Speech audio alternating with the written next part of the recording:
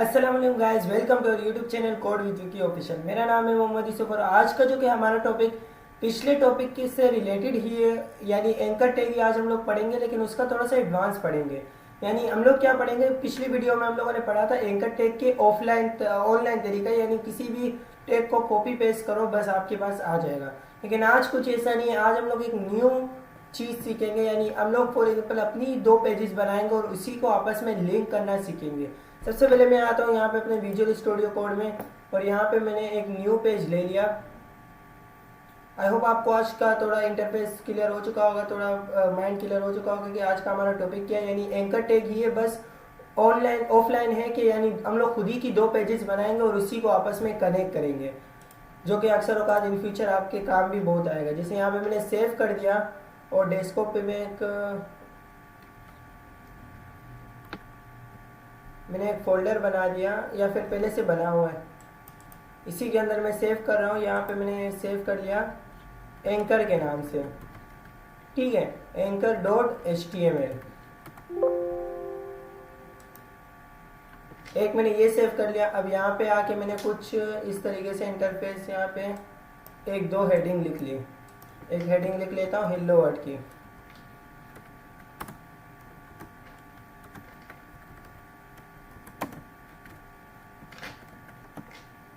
Hello word, ठीक है। इसको मैंने सेव कर दिया और एक न्यू पेज ले लेता हूँ जिसको मैं नाम सेव कर लेता हूँ anchor2.html। और यहाँ पे भी shift 1 के साथ मैंने एक बेसिक स्ट्रक्चर ड्रॉ कर लिया। अब देखो हमारे पास क्या हुआ, यहाँ पर मैंने बॉडी 2 पेज लिए, एक का नाम एंकर रखा, एक का नाम anchor2 रखा, ठीक है, anchor.html और anchor2.html, और दोनों को अभी मुझे लिंक कराना है। यानी यहाँ पर मैं आऊँगा, यहाँ पे मैं एक एंकर टैग लूँगा और यहाँ पे मैंने क्लोज कर दिया और इसके बीच में मैंने लिखा हेलो पेज, या फिर ओनली पेज लिख लेता हूँ। यहाँ पे मैंने पेज लिख लिया। अब मैं क्या चाह रहा हूँ, मैं ये चाह रहा हूँ कि इसको मैं यहाँ पे रन भी करा देता हूँ आपको, कि जो हेलो लिखा हुआ है, ये वाला जो हेलो लिखा हुआ है, इसके साथ क्या हो, यानी जैसे ही मैं इस पर क्लिक करूँ तो मैं जो वो हेलो वर्ड जो लिखा हुआ था उस वाले पेज पे चले जाऊँ। यानी हेलो वर्ड एक अलग पेज है और पेज वाला ये अलग पेज है। यानी 2 मैंने पेजेस बनाए हैं, एक एंकर के नाम से और एक anchor2 के नाम से। तो मैं क्या चाह रहा हूँ कि ये जो पेज वाला है anchor2, यानी anchor2 पे जैसे ही मैं ये पेज लिखा हुआ है इस पर मैं क्लिक करूँगा तो मैं एंकर वाले पेज पे चले जाऊँगा, यानी जिसमें ये पिछला वाला पेज जिसमें मैंने एक हेडिंग लगाई है हेलो वर्ड की। अब जैसे यहाँ पे मैं आता हूँ, एंकर टैग मैंने यहाँ पे href लिखा, ठीक है, और यहाँ पे मैं लिख लूँगा anchor.html। देखो मेरे पास खुद ही आ रहा है anchor.html या anchor2.html। anchor2 तो मैं ऑलरेडी काम कर रहा हूँ तो मैं anchor.html सेलेक्ट करूँगा और कुछ इस तरीके से यहाँ पे अप्लाई हो गया। और यहाँ पे जैसे ही मैं आके क्लिक करूँगा तो ये देखो येलो वर्ड वाला आ गया। अब थोड़ा सा कन्फ्यूजन होगी, डायरेक्टली anchor.html आ गया वगैरह। इसका असल में बेसिकली हुआ क्या है ये आपको बता देता हूँ। सबसे पहले आपने आना है अपने माई फाइल्स में, यानी बता रहा हूँ कि कुछ इस तरीके से हमारे पास अप्लाई हुआ है। यहाँ पे अपना फोल्डर ओपन कर लेना है। अब याद रखना जो कि हमारा टॉपिक है वो है कि एंकर। अब एंकर याद रखना आपके दोनों, यानी जो आप दोनों पेजेस लगा रहे हो, जैसे मेरा एंकर और anchor2 2 पेजेस है, anchor1 और anchor2, ठीक है, ये दोनों पेजेस ये यहाँ पर आ रहे हैं, ये पहला और ये दूसरा। अब दोनों एक ही फोल्डर के अंदर होने चाहिए। यानी अगर फॉर एग्जांपल ये एक anchor2 अगर यहाँ से बाहर हुआ कहीं और दूसरे फोल्डर में हुआ और मैं सेम ये तरीका अप्लाई करूँगा, अप्लाई नहीं होगा। यानी सबसे पहला तरीका, इसमें भी 2-3 स्टेप है, 2 स्टेप है तकरीबन। अब 2 स्टेप कौन से है, एक स्टेप तो ये रहा कि सिंपली क्या करो, यानी अगर एक ही फोल्डर के अंदर दोनों रखो और यहाँ पे कुछ इस तरीके से href के अंदर सबसे पहले क्या लिखो, उसका नाम लिखो। जैसे मैंने इसका नाम लिखा एंकर, फिर डॉट लगा के .html लिखो, यानी कौन सी फाइल एक्सटेंशन है, जैसे .css लिख लो, .javascript लिख लो, फिर मतलब जो आपकी फाइल है वो यहाँ पे डॉट लगा के आगे लिख लो, जिसे हम लोग पिक्चर में करते थे .png, .jpeg, .jpg वगैरह ये सारे करते थे। तो यहाँ पे भी कुछ इस तरीके से ही है। याद रखना ये इमेज की तरह, बार बार मैं इमेज के एग्जांपल क्यों दे रहा हूँ, क्योंकि ये उसी की तरह ये बस यहाँ पे वहाँ पे img था, यहाँ पे a है, वहाँ पे src था, यहाँ पे h रेफरेंस है। बाकी अंदर का जो कॉन्सेप्ट है वो सेम टू सेम वही है जो कि इमेज का था।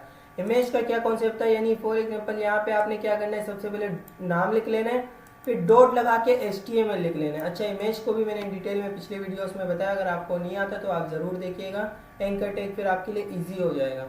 अब यहाँ पे आपने क्या करना है, नाम लिख लेना है, फिर डॉट लगा के आपने उसकी एक्सटेंशन लिख लेनी है। जैसे मेरा नाम है एंकर, या मेरा नाम नहीं मतलब पेज का नाम है एंकर, और डॉट लगा के HTML यानी पेज की एक्सटेंशन दे देनी है .html। ठीक है, आई होप यहाँ तक क्लियर हुआ होगा।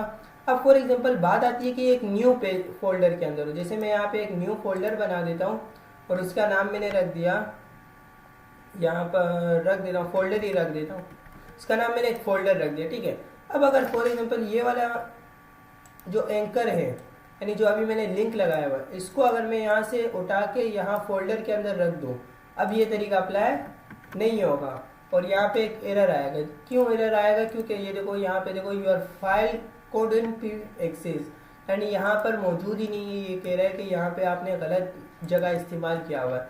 तो असल में फाइल तो मौजूद है, लेकिन फाइल जो आपने तरीका इस्तेमाल किया हुआ है वहाँ पर मौजूद नहीं है। तरीका आपने कौन सा इस्तेमाल किया हुआ है, याद रखना, दो तरीके।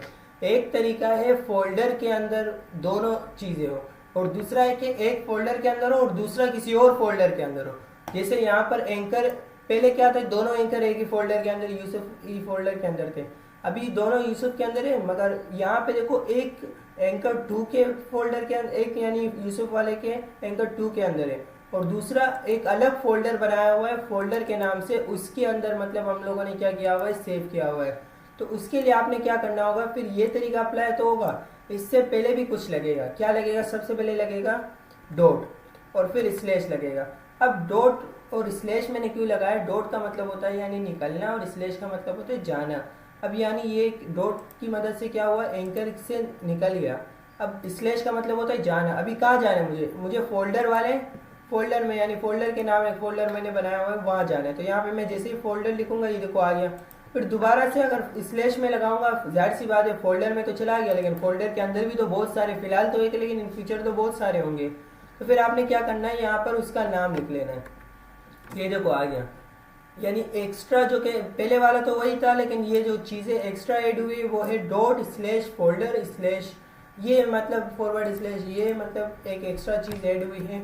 और ये असल में होता क्या है ये भी बता रहा हूँ, एक एक करके अभी पहले दिखा रहे तो हमारे पास अप्लाई हो गया नहीं। जैसे मैं इस पर क्लिक करूँगा देखो हेलो वर्ड वाला पेज आ गया, मतलब हम लोगों ने सही अप्लाई किया। असल में इसका क्या मतलब होता है, इसका मतलब होता है डॉट स्लैश यानी फॉरवर्ड स्लैश, फिर फोल्डर का नाम। याद रखना जो भी फोल्डर का नाम होगा, यानी किसी फोल्डर के अंदर है तो फोल्डर का नाम लिख लोगे, फिर दोबारा से स्लैश और फिर फाइल का नाम लिख लोगे, और डॉट जेपीजी PNG JPEG वगैरह, यहाँ पे डॉट HTML है जो एक्सटेंशन है वो लिख लोगे।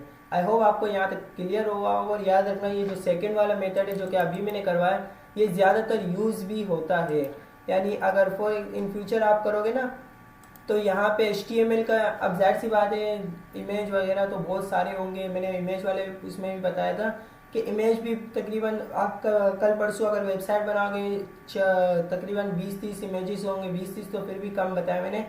अब यहाँ पे 20-30 इमेजेस से 2-3 आपकी CSS की फाइल है, 4-5 आपकी HTML की है, ऐसे जावास्क्रिप्ट की, ऐसे बैकएंड की, तो सारा एक ही फोल्डर के अंदर होगा तो आपको ढूंढने में थोड़ा मुश्किल होगा। तो ज़्यादातर प्रोफेशनल लोग क्या करते हैं कि ऐसे, जैसे यहाँ पे मैं एक न्यू फोल्डर बना रहा हूँ, जैसे एक बना देते CSS के नाम का फोल्डर, एक बना देते हैं वो लोग ऐसे HTML के नाम का फोल्डर, एक बना देते वो लोग जावास्क्रिप्ट का JS के नाम से एक फोल्डर, एक बना देते वो लोग इमेजेस के नाम से एक फोल्डर। तो वो लोग कुछ इस तरीके से काम कर रहे होते हैं। एक बना देते वो लोग वीडियोस के नाम का फोल्डर। ठीक है, अब उन लोगों ने क्या किया, ये सिर्फ फोल्डर बनाया। इस वाले फोल्डर को फिलहाल मैं डिलीट कर रहा हूँ ताकि आपको हटा दूँ, और ये नीचे भी डिलीट कर रहा हूँ,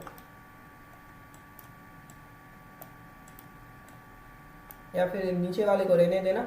यानी उन लोगों ने क्या किया, सिर्फ ये फाइल यानी तकरीबन 5 फोल्डर उन लोगों ने बना दिए। अब उन लोग का काम कितना सफाई से, उन लोग को CSS की फाइल चाहिए डायरेक्ट CSS के फोल्डर में जाएंगे, उनको अगर जावास्क्रिप्ट की फाइल चाहिए वो लोग डायरेक्ट जावास्क्रिप्ट की फाइल में जाएंगे, उनको HTML की फ़ाइल चाहिए, HTML के फाइल में जाएंगे। यानी एक तरीका होता है, यानी एक मेथड अप्लाई होता है जो कि हम क्या करते हैं किसी प्रोफेशनल तरीके से। क्यों कहते हैं? क्योंकि कल परसों अगर कोई और आके आपका कोड देखेगा, यानी अगर 2-3 जने मिल के काम करें तो दूसरे को भी परेशानी नहीं होगी। अब जाहिर सी बात है, बड़े बड़े कंपनीज में ऐसे ही होता है कि क्या होता है कि मुख्तलिफ बंदे एक साथ प्रोजेक्ट पे काम कर रहे होते हैं। अब जाहिर से आप एक ही फोल्डर के अंदर सारे घुसेड़ दो, जैसे यहाँ पर एक ही फोल्डर के अंदर तकरीबन कुछ इस तरीके से, फिर आप ढूंढते फिरोगे भाई मेरा ये CSS वाला कहाँ है और जावास्क्रिप्ट वाला कहाँ है। और ज़्यादातर ऐसे होता भी नहीं है, और बड़े बड़े कंपनीज में ऐसे बंदे को लेते भी नहीं है कि सारी एक ही कर ले। वो लोग क्या करते हैं, अलग अलग एक फोल्डर बना देते, जिसे मैंने आपको एक तरीका बताया। तरीका बताना मेरा काम है, उस पर अप्लाई करो ना करो वो आपकी मर्ज़ी है, लेकिन मेरा फ़र्ज़ है कि बताना। मैंने आपको कम्प्लीटली बता दिया कि किस तरीके से आपने करना है। आई होप आपको यहाँ तक क्लियर हुआ होगा। यहाँ पे आपने कुछ नहीं करना, एंकर टैग ओपन किया, HREF लिखा। HREF का मतलब होता है रेफरेंस। पिछली वीडियो में भी सारा कुछ बता चुका हूँ। बस आपने ये दूसरी चीज़ जो कि अंदर की जो एक्स्ट्रा चीज़ थे, पहले हम लोगों ने क्या किया, ओनली नाम .html, यानी नाम फाइल का नाम डॉट उसका एक्सटेंशन। अभी में हम लोगों ने क्या किया, // फिर फोल्डर का नाम, यानी जैसे फोल्डर था, फिर स्लैश, फिर एंकर यानी जो कि फाइल का नाम था वो, और .html यानी जो आपकी एक्सटेंशन है वो आप यहाँ पे लिख लोगे। और यहाँ पे कुछ इस तरीके से अप्लाई हो जाएगा। जैसे यहाँ पे क्लिक किया, अभी अप्लाई नहीं हुआ क्योंकि यहाँ पे मैंने फोल्डर ही डिलीट कर दिया। और आप बोलोगे क्यों नहीं हुआ, असल में मैंने फोल्डर डिलीट कर दिया इसलिए। आई होप आपको आज की वीडियो समझ आई होगी, और अगर समझ आई तो प्लीज़ लाइक सब्सक्राइब करना मत भूलिएगा।